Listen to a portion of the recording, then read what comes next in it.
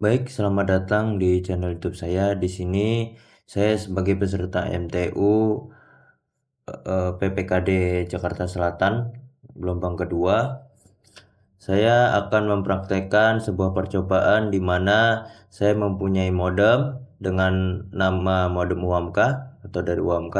Lalu ada router Mikrotik, ada switch Ryuji, baru ke access point TP-Link untuk di lantai 1 dan access point TP-Link lantai 2. Di mana internet masuk dari port 1, baru dibuat bridge di port 1 dan 2, baru untuk ethernetnya keluarannya pada port 3 yang nantinya akan masuk ke port 1 di switch Ryuji.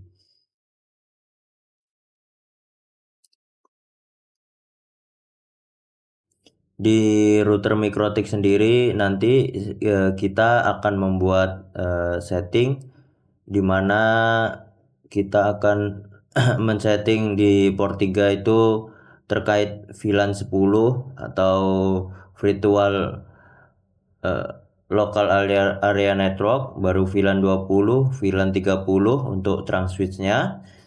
Baru di switch Ryuji-nya itu internetnya masuk di port 1, baru untuk internet keluarannya port 2 untuk VLAN 20 yaitu mahasiswa, dan VLAN 3 port 3 untuk VLAN 10 dosen.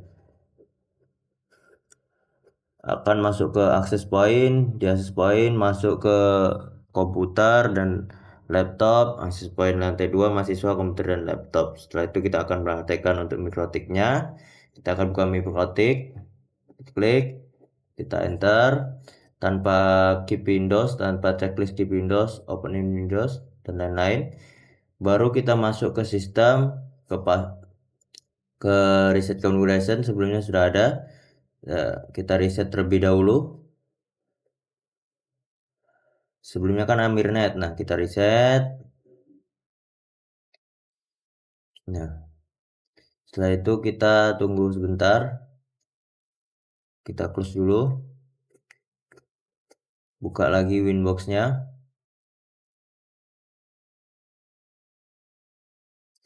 lalu kita refresh. Sudah identifinya sudah beda, tidak Amirnet lagi. Kita masuk. Pertama kita akan ke user dulu. Untuk password di user kita kasih password ya seperti nama awalnya admin. Baru kita kasih admin, kita klik OK, kita tambahkan lagi, kita add. Untuk nama kedua kita kasih nama Amir, grupnya kita kasih full, password kita kasih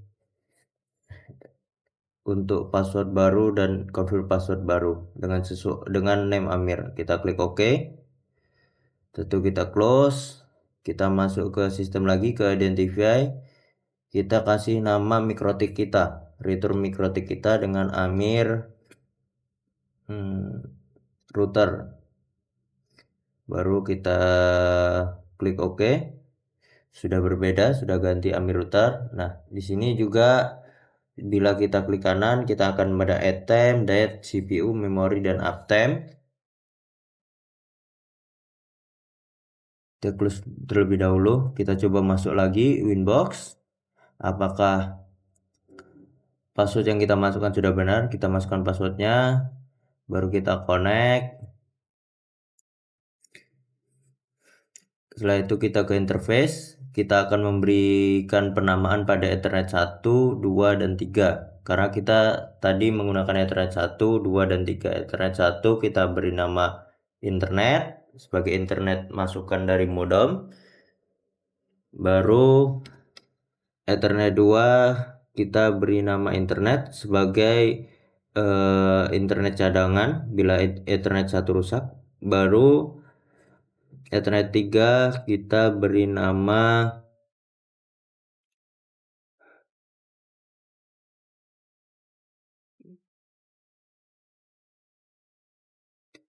to switch strong, baru kita klik OK.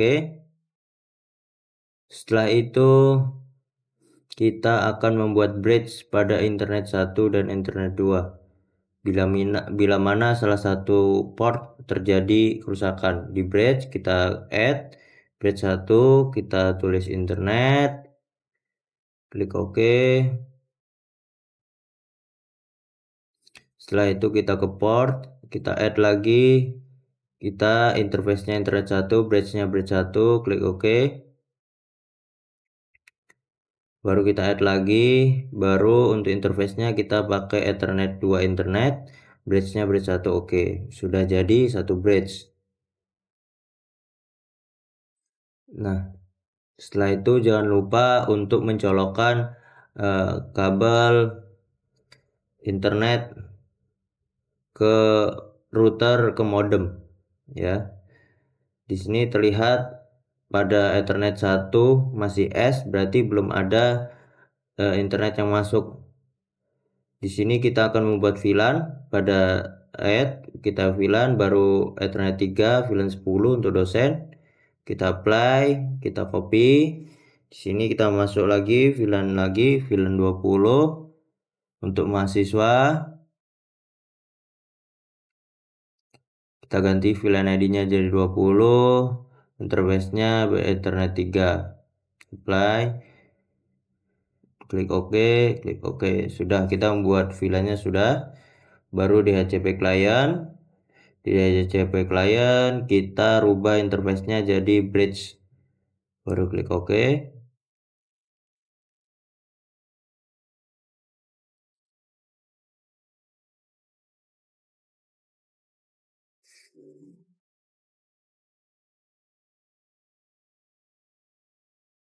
Nah, kita tunggu sudah dapat IP address-nya. Setelah itu kita close. Kita masuk ke new terminal, kita akan mencoba ping apakah internet yang sudah kita sambungkan telah ada. Kita ping youtube.com.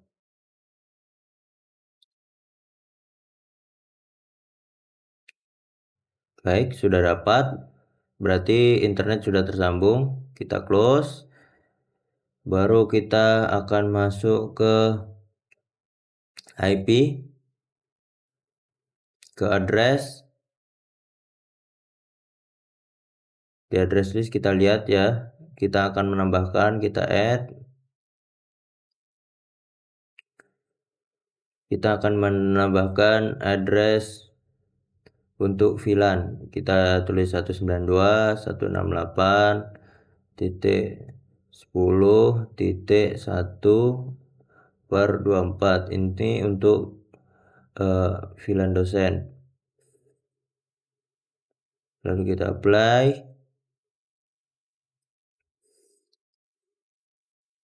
Kita copy. Kita akan rubah menjadi 21/24 untuk VLAN mahasiswa. Kita apply, copy, kita rubah lagi 30 VLAN untuk Ethernet 3. Baru kita apply, klik OK. Oke, address listnya sudah lengkap semua. Kita close, baru kita ke DNS terlebih dahulu. Kita klik allow remote request, baru kita ke DHCP server. Di DHCP server kita ke DHC setup. Kita untuk VLAN 10 terlebih dahulu. Kita next. Kita akan rubah untuk DHCP setup dari 11 hingga 40 yang untuk dosen, range-nya seperti itu. Baru kita DHCP setup lagi, kita ganti dengan VLAN 20 mahasiswa. Kita next.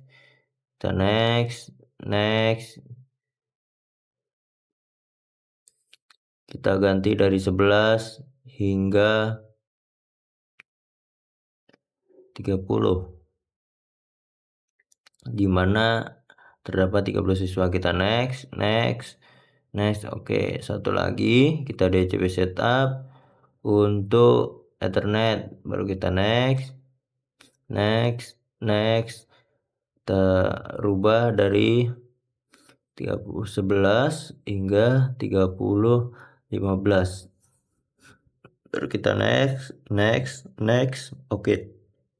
DHCP server sudah jadi. Lalu kita ke firewall di NAT, kita add di sini untuk mengaktifkan internet ke komputer kita. Di general, SharkNet, baru untuk interface-nya bridge 1, action-nya masquerade, kita klik OK. Ya. Setelah itu kita tunggu hingga internet tersambung.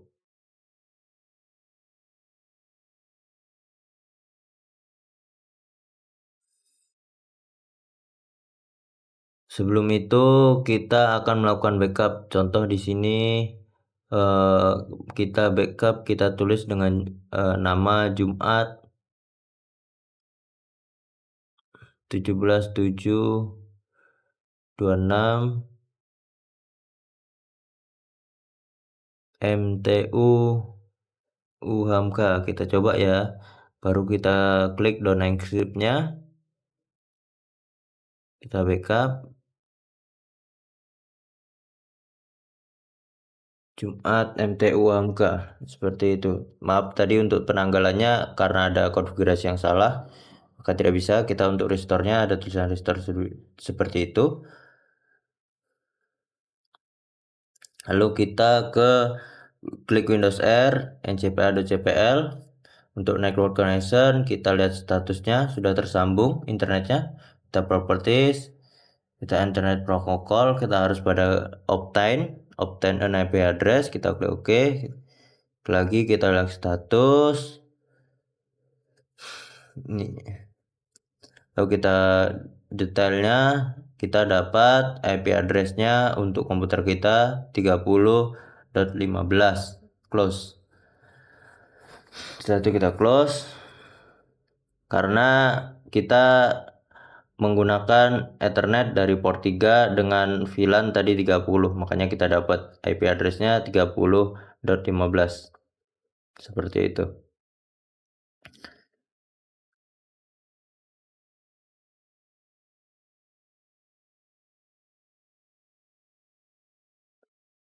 Lalu kita coba masuk ke YouTube.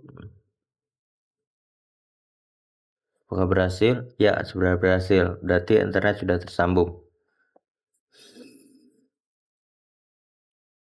Di sini kita akan melakukan DHCP server license sebelum kita memasukkan ke switch agar kita buat static IP address-nya agar tidak terjadi perubahan bila suatu saat komputer mati atau yang lain seperti itu. Di sini kita buat static, baru kita kasih pelabelan dengan mengklik gambar warna kuning itu. Kita buat switch lantai 1 dengan label 30.14. Sebelumnya kan .15. Di sini saya meteknya terakhir setelah saya tutup. Baru kita masuk ke switch. Di sini dengan IP address-nya 10.44.77.200 bawaan dari pabrikan RIG-nya. Baru kita masukkan passwordnya. Sebelumnya saya sudah menggunakan switch ini, maka saya memasukkan password. Kalau belum ada, kita tulis admin saja, masuk password, tidak perlu. Baru kita masuk ke home. Di sini kita akan melihat beberapa tampilan dari URIGI switch-nya. Di sini port 5 saya gunakan untuk men-setting switch dari komputer, sedangkan port 1 tadi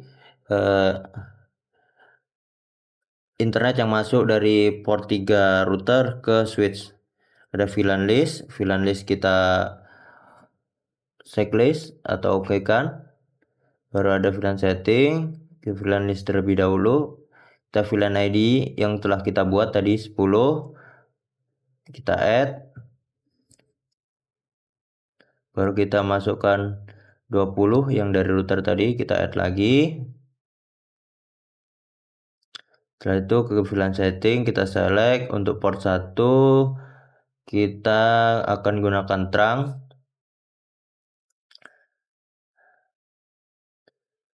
Setelah itu native VLAN-nya VLAN 1 kita select all untuk permit VLAN karena kita akan berusaha membaca dari router ke switch ke router seperti itu, maka kita buat trunk. Baru untuk port 2 nya kita akses untuk VLAN 20, baru port 3 nya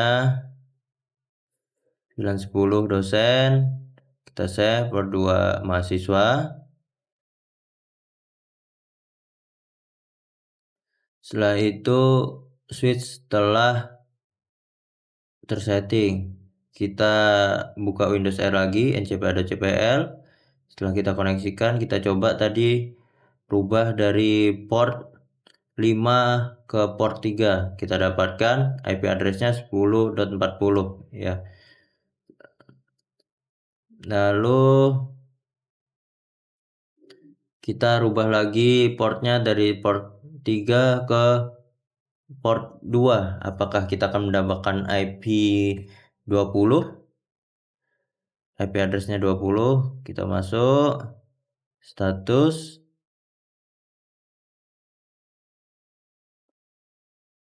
tile ya 20.30, berarti pensettingan kita pada switch Ryuji telah benar. Lalu kita akan masuk ke menggunakan access point TP-Link. Di sini TP-Link saya gunakan access point. Sebelumnya saya gunakan, maka saya akan restart hingga berkedip hingga selesai. Juga berkedip telah selesai, maka restart telah selesai. Kita masuk ke webnya dengan address 192.168.01, kita masukkan password username admin, password admin. Kita tidak perlu. Baru di sini kita lihat IP address-nya 192.168.01.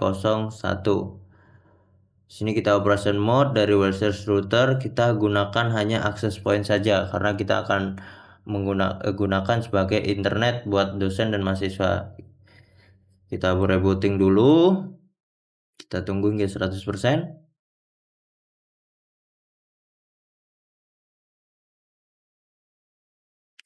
Setelah itu kita telah lihat operation mode sudah baru kita ke wireless, kita ganti nama access point kita.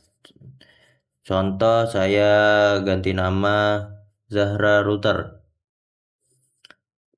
Mode-nya 11 BGN mixed untuk channel width 40 MHz. Kita save. Baru kita ke wireless security. Untuk wireless passwordnya kita akan ganti. Contoh saya menggunakan UHAMKA 321 seperti itu. Baru kita save.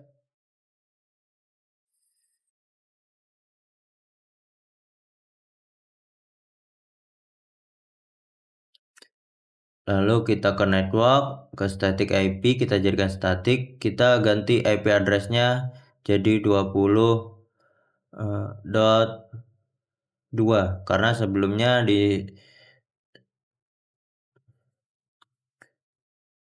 lalu kita report lagi karena sebelumnya kan kita ketahui kalau di switch kita tadi 20.1 ya, maka kita di access point kita jadi 20.2, maka IP address untuk pensettingan kita di TP-Link akan berubah tuh. Jadi IP address-nya 20.2, kita masukkan lagi username admin, passwordnya kita masukkan admin, lalu ke system tool. Di sini di sistem ada password. Di sini jika kalian ingin merubah old username, password dan lain-lain seperti itu. Lalu kita ke DHCP, dari enable ke disable, kita save. Lalu ke Windows R lagi, kita coba, kita akan ping. Apakah telah koneksi dengan baik? Kita dapat IP address-nya 20.100. Kita close terlebih dahulu. Kita ke properties. Kita ke Internet Protocol, kita news. The following IP address kita coba masukkan 192.168.20.3.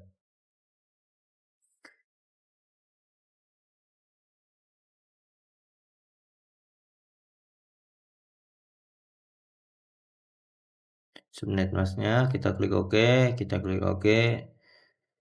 Sekarang kita lihat statusnya, detailnya sudah berubah ya, IP address-nya jadi 23.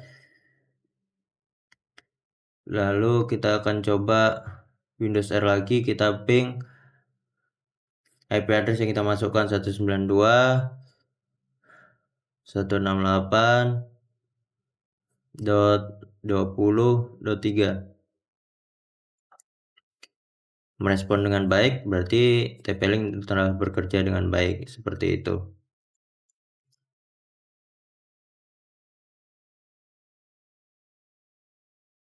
Sebelum kita close, kita ke properties dulu, kita internet protokolnya kita jadikan Optane, karena tadi cuman untuk mengetes ping, seperti itu.